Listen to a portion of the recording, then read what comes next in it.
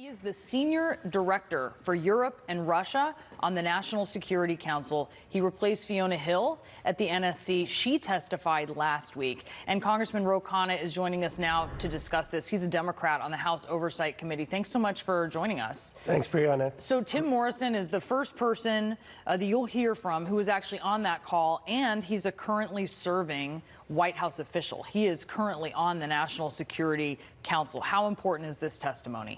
Brianna, first, if I could just say a word about Elijah Cummings. Please. I am so glad. He's a modest human being, but the tribute you saw today from President Obama, from Secretary Clinton, from Mark Meadows shows the extraordinary character he had. And I still remember when I got to Congress, he said, anytime anyone asks you for a picture to stop, you tell them it's your absolute honor. He just was such a good human being, and I'm glad the country can reflect on his life. I liked one of the moments that that President Obama said about him was that he said the cost of doing nothing is not nothing. Exactly, and he lived his whole life understanding that, and he understood that history was going to judge him, and he was aware of that every day about not just what he was going to do on a news cycle, but what his legacy was going to be for the country. And it's great that the nation is getting to hear what type of human being he was and how he's inspired us to what we can be. But to your question, the testimony is going to be absolutely critical. His testimony and possibly John Bolton's testimony. I mean, we have to understand what did the White House know in terms of Rudy Giuliani's policy towards Ukraine? How many of the president's advisors were concerned about this? Did they go to the president, and did the president overrule them? And do you think Tim Morrison is going to know that? I think he would. I think it seems to me that both Tim Morrison and John Bolton have information. I mean, we have public reports that John Bolton thought that this was crazy, like a drug deal, and Tim Morrison worked directly for John Bolton. So I believe both of them would have information about the concerns that career officials were expressing about this quid pro quo. And when it comes to Bolton, his attorneys have actually been talking with House Democrats. Where does an appearance by him stand at this point?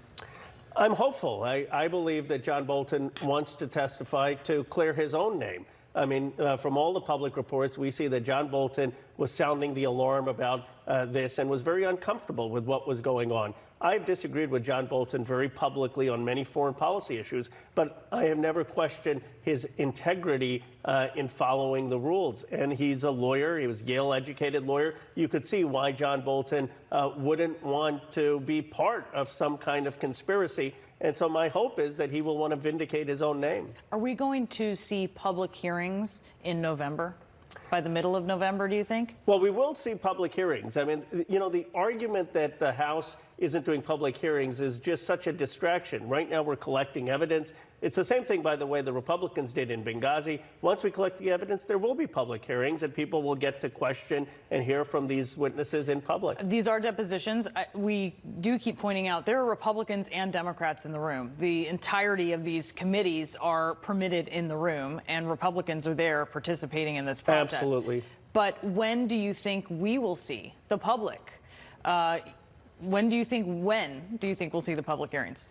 I'm hopeful maybe in November after Thanksgiving. Certainly before any articles of impeachment are drawn, the public will get to hear directly. The public will get to see people questioned publicly. But it's not helpful right now to have folks come in front of the entire nation. Some of these people may not want to be testifying in front of everyone, and we have to respect some of their privacy and their ability to offer evidence without having 100 cameras on them. So it sounds like you're saying late November, early December for public hearings. I think once the investigation phase is finished, then we'll move on to that. I mean, I can't commit to a timeline because ultimately it's Chairman Schiff and Speaker Pelosi who get to. But with the pace, you said after Thanksgiving, so I just want to zero. You're hopeful. I'm hopeful after Thanksgiving we're going to start getting into the phrase with the Judiciary Committee and starting having some of these folks testify publicly. Where are you on the actual articles of impeachment?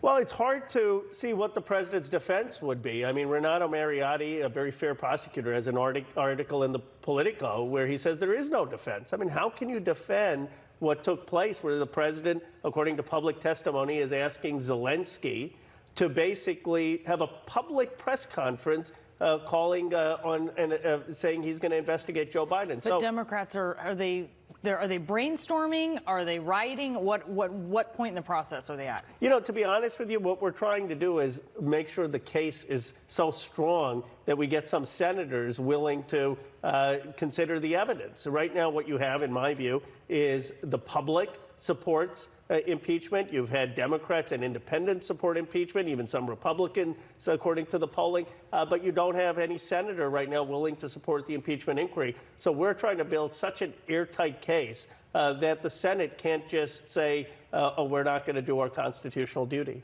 Congressman Khanna, thank you for coming into the studio.